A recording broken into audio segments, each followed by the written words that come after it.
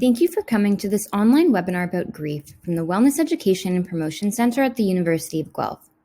The purpose of this webinar is to learn about grief, mindfulness, and how to practice self-care while grieving. You may pause and take a break from the webinar at any time, or feel free to stop watching if you need to.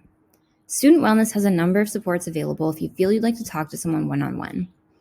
At the end of the video, there will be a resource slide offering some ways in which you can reach out for further support. In our last webinar, we spoke about how the people around you may not understand how you're feeling, but they can still be there to support you. Today, we'll be talking about the concept of mindfulness and how it can be understood and applied throughout the grieving process. Mindfulness can be defined as the intentional accepting and non-judgmental focus of one's attention on the emotions, thoughts, and sensations occurring at the present moment. It's basically training our minds to focus on the present. Mindfulness is a way of being more aware of your thoughts and feelings, and a way of simply letting them be, allowing yourself to experience them without trying to change or control them. It's a way of being rather than just a simple skill or tool, and we can be mindful in anything we do.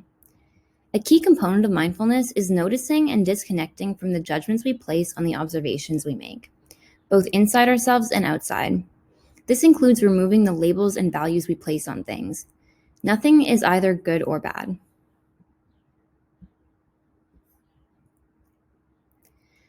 But why does mindfulness help? Mindfulness helps us become more flexible in our thinking. It helps us learn to observe our thoughts as they come into our mind and practice letting go of the control our mind has over them, letting them pass in and out without judgment.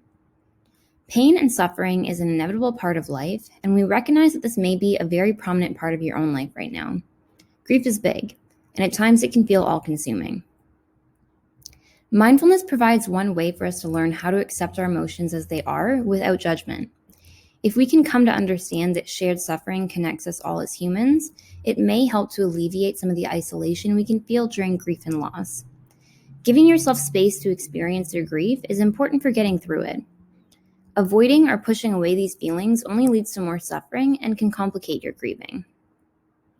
Mindfulness is a way of increasing our ability to sit with challenging feelings and being better able to respond to them. By training our minds to remain focused on what's happening in the present, we aren't focusing on distressing, painful memories of the past or worrying about the future. This may permit you to notice and experience places of refuge in the loss of your person, allowing for moments of peace and joy.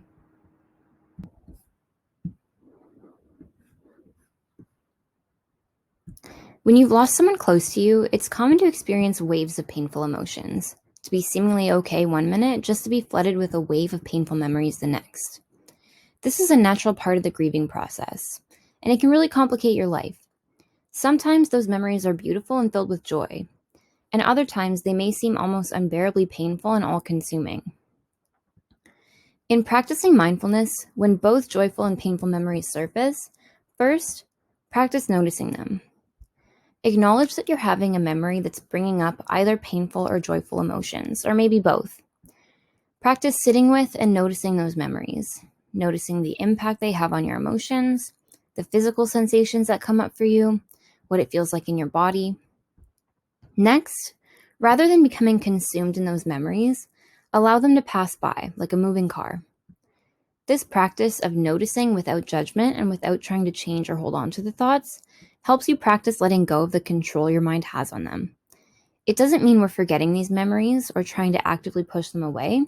We're simply training our minds to attend to and then let go of the thoughts. It's important that when we attend to what's going on inside, we do so compassionately and without judgment. There are a couple additional things to note about this. First, grieving the death of a loved one is not to be pathologized. It's a natural response to the loss of someone you love and care about. Next, there's no right or wrong way to grieve. And this process of noticing, feeling, and responding to your emotions, whatever they may be, can be an important part of the healing process. And yes, there may be days when you feel things other than pain, anger, or sadness, and you may worry or feel guilty, like you're forgetting about the person you lost. This is also completely normal and a natural part of the process, so it's important to remember this and show yourself compassion and kindness. Explore your emotions, practice noticing your emotions and what your experience of them is like in your body. Your emotions give you important information about what you need. Learn to listen to them, to notice them without trying to change them and without getting consumed in them. Noticing your internal experiences will also allow you to attend to your emotions as they come up. Maybe you're experiencing some intense waves of anger or sadness, and you're unable to think clearly. The practice of mindfulness will allow you to identify those intense feelings earlier, giving you time to decide how best to address them. Our internal experiences are forever changing, but what remains the same is our ability to notice and be mindful. You can always come back to simply noticing. Noticing your breath, how your back feels pressed against a chair, how your feet feel planted on the floor, just noticing. Over time, letting go of the control the mind has on those thoughts and emotions that consume you will become easier. You'll be able to simply notice and let them pass by. It's important to note, too, that engaging in mindful awareness is not a science. There is no perfect way of doing this. Your mind will never be completely still and centered on the present, especially when you're having a particularly challenging day consumed with grief. So be patient with yourself, show yourself kindness, and acknowledge the success in being able to remain present for even a few moments. It takes time.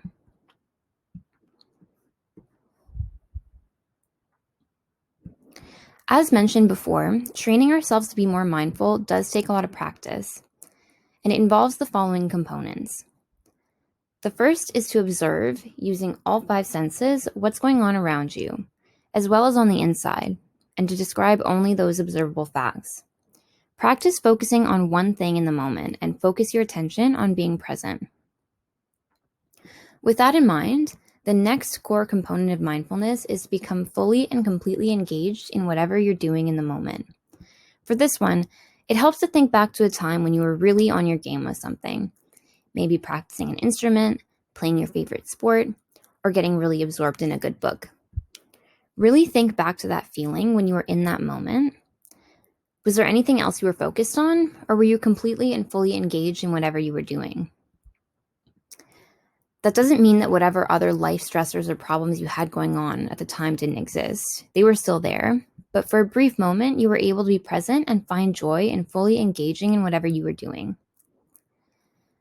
The final component of mindfulness we'll discuss today is the importance of removing value judgments and sticking to just the observable facts. Again, nothing's either good or bad. For example, when you're focusing on noticing what's going on inside your body and you notice an old memory reemerge, don't beat yourself up or try and push it away. Embrace it and then allow it to go and give yourself permission to notice the next thought. If you notice yourself making judgments of the memories, that you shouldn't have said that, shouldn't have done that, should have said more or done more, notice the judgment and then bring your awareness back to the present. If you practice removing judgments, you can become more compassionate towards yourself and towards others. What we know about all emotions is that they're temporary. They're not constant states of being. With that said, when you're grieving the loss of a loved one, that emotion you feel, whatever it is, we know it can be intense. But again, emotions don't last forever. They occur in waves, just like the grieving process. Right now, that wave might feel big, and mindfulness helps you to learn how to ride that wave rather than trying to fight against it, holding with you the knowledge that you'll eventually come down.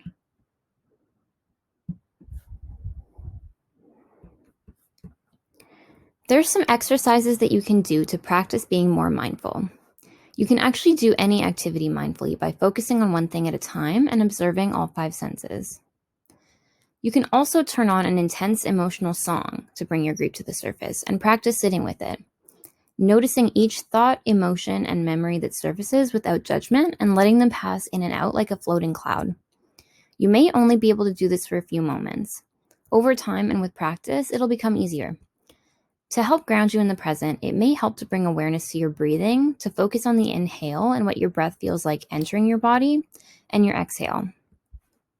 You might also try mindful journaling, writing down each new thought or emotion that you identify in your body without trying to change them, just writing them down. Or maybe writing a letter or card to the person that you've lost.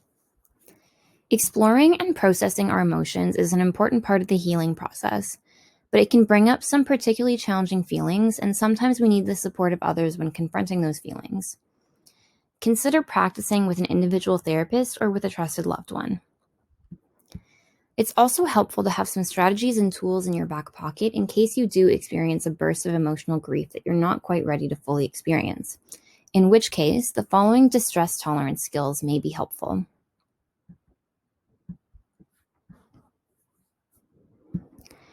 Activities that help to distract you in the moment when you're experiencing really intense distress can be very helpful. It's important to note that these types of skills are helpful to use for the short term, but not appropriate to use in excess. Also, please know that not all of these strategies will work for you. And some of them may even feel extremely effortful when you're already feeling exhausted and you might not want to do them. However, in the moment when you're feeling extremely overwhelmed with emotions, engaging in some of these strategies may help you ride the wave and survive the emotion. Please keep in mind that these are not intended to make you feel better necessarily, and are definitely not meant to make you feel worse. Rather, they're intended to help you get through the pain and tolerate it without making the situation worse by engaging in harmful coping. The first strategy you might try is engaging with all your senses to soothe yourself. This might include things like looking at photographs, lighting your favorite scented candle, petting your animals, listening to a song you like, or maybe making your favorite drink.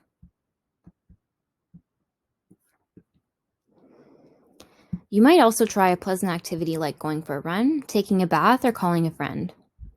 Doing something nice for someone else, like baking cookies for a neighbor, can also help you to feel more positive. The last tool can be remembered with the acronym TIPP, T-I-P-P. It's been scientifically proven to alter your body chemistry and activate the body's parasympathetic nervous system, which helps to regulate and calm the body down, in turn bringing your emotions down. T is for temperature, and temperature involves exposing your face to cold. You can take a cold shower or put an ice pack on your face. Next, engage in intense exercise for 10 to 20 minutes. This helps you feel a sense of control over your body, reduce your emotional intensity, and then as you're cooling off, you'll experience the activation of the body's calming system. P is for paced breathing.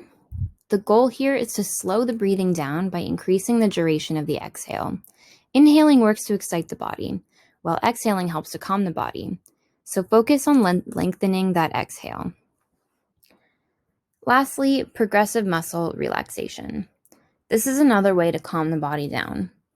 We often hold a lot of tension in our bodies, and it can help to simply focus on tensing and then relaxing different muscle groups one by one.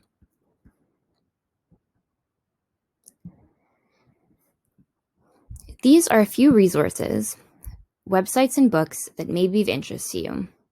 When you visit the websites, you'll find articles, blogs, podcasts, and mindfulness exercises specific to grief and the bereavement process.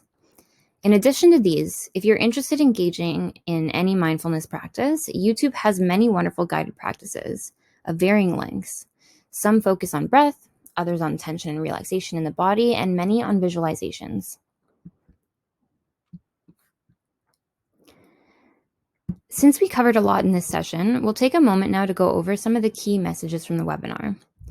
First, mindfulness can be a helpful tool to apply when managing the experience of grief. Mindfulness refers to a way of being in the present moment, which involves working to be more accepting and non-judgmental of ourselves and whichever thoughts and feelings might flow through us. This is something that requires practice over time. When navigating grief, we might have difficult and emotional moments that are tougher to get through than others. In these moments, it can be helpful to switch to a pleasant activity like taking a bath or going for a jog. Other resources mentioned in this webinar, like focusing on our senses or using the TIPP method, can be screenshotted or written down as further tools for coping with grief and practicing mindfulness. I encourage you to watch our fourth and final grief webinar, which focuses on self-compassion while grieving. If you feel that you need more individual support, help is available. This slide contains contact information for wellness services and crisis lines available to University of Guelph students. Feel free to write these down, save them, or screenshot them for later.